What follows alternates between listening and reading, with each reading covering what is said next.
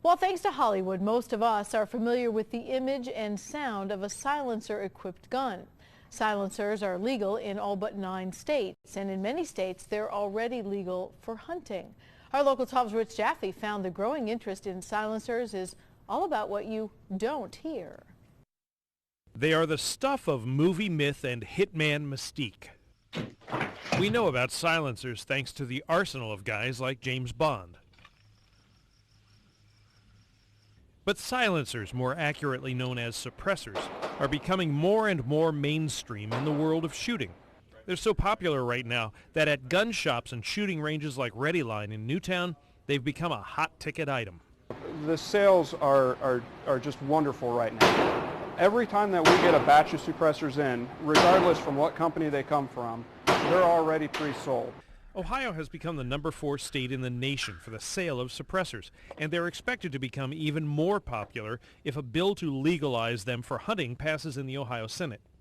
Already legal for hunting in 29 states, suppressors are legal to own in all but 9 others.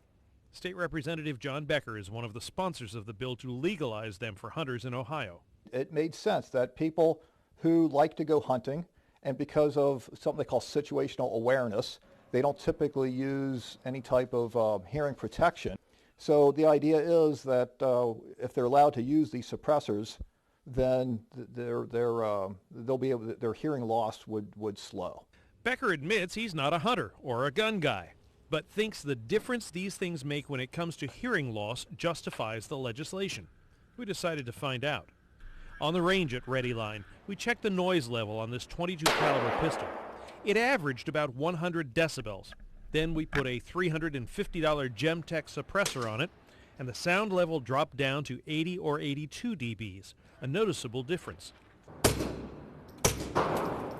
While most people know these as silencers, the reality of it is there's nothing silent about them.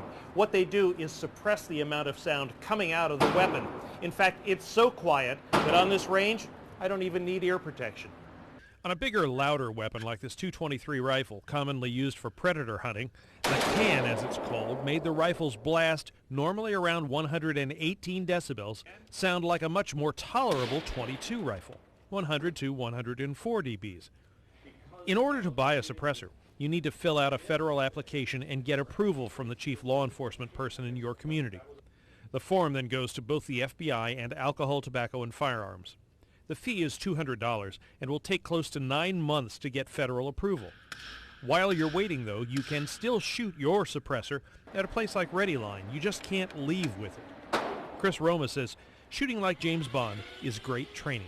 Mom and dad, kids come in all the time and shoot suppressed here. Kids walk away learning gun safety, how to handle firearms, good marksmanship, and they walk away happy, not scared because of all the loud noises. With more interest nationally on both sides of the gun issue, it's possible this has just become another, if not sound of the times. In Newtown, Rich Jaffe, Local 12 News.